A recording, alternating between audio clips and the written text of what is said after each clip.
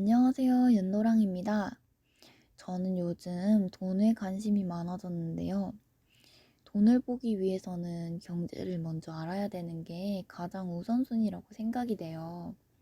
영어를 알려면 기초부터 시작해야 되는 것처럼 부동산이든 주식이든 무엇을 시작하기에 앞서 나라의 경제가 어떻게 돌아가는지, 세계 경제는 어떻게 돌아가는지를 파악해야 어떤 투자를 진행하고 안전하게 내 자산을 관리할 수 있다는 생각이 들어요.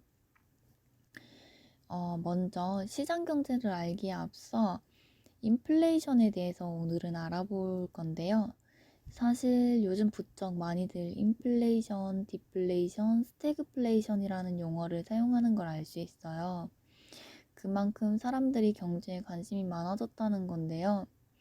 아마 이번 부동산 버블, 주식 버블 때문에 그리고 연끌 투자 등으로 경제에 관심을 가진 사람이 많아진 것 같다는 생각도 들어요.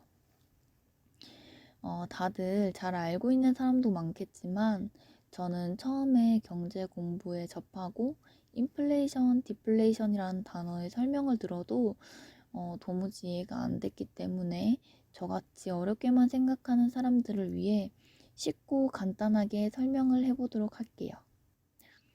첫 번째, 먼저 시장이 돌아가기 위해서는 돈이 필요해요. 여기서 시장이란 쉽게 말해 사람들이 물건을 사고 팔고 하는 것을 의미하는데요. 작게는 사고 싶은 물건, 외식 등을 사고 파는 것이고, 크게는 부동산이나 토지 등을 구매하고 판매하는 것을 의미합니다. 그런데 사람들이 가지고 있는 돈이 없다면 물건을 살 수 없게 되고 판매하는 사람도 팔 수가 없게 돼요. 그러면 시장은 정체가 되고 사업이 정체가 되면서 경제의 악순환이 됩니다.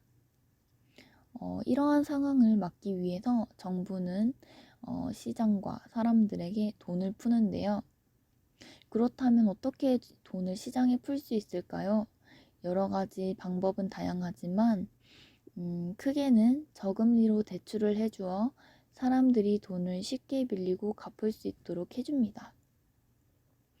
이렇게 되면 시장은 순환이 되고 경제가 활성화가 되는데요. 그런데 이렇게 돈을 풀다가 시중에 돈이 너무 많이 풀려버리면 어떡할까요? 그렇게 된다면 돈의 가치는 하락하게 됩니다. 그리고 반대로 상품의 가치는 올라가게 되는데요. 그런데 왜 상품의 가치는 올라가는 걸까요?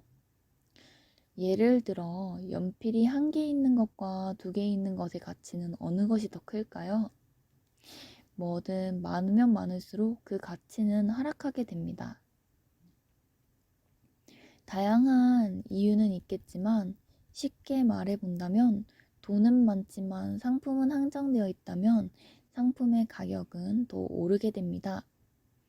그렇게 돈이 풀리다가 지속적으로 너무 많은 양의 돈이 풀려버리면 침체되어 있던 시장이 정상으로 돌아왔다가 지나치게 과열이 됩니다.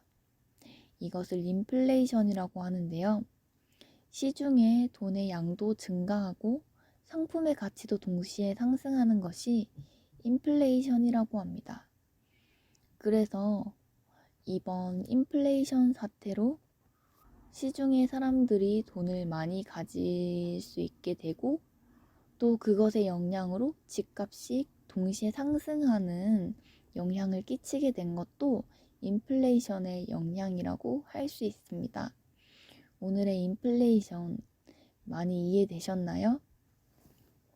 다음번엔 디플레이션을 알려드리도록 하겠습니다. 구독과 좋아요 부탁드릴게요. 감사합니다.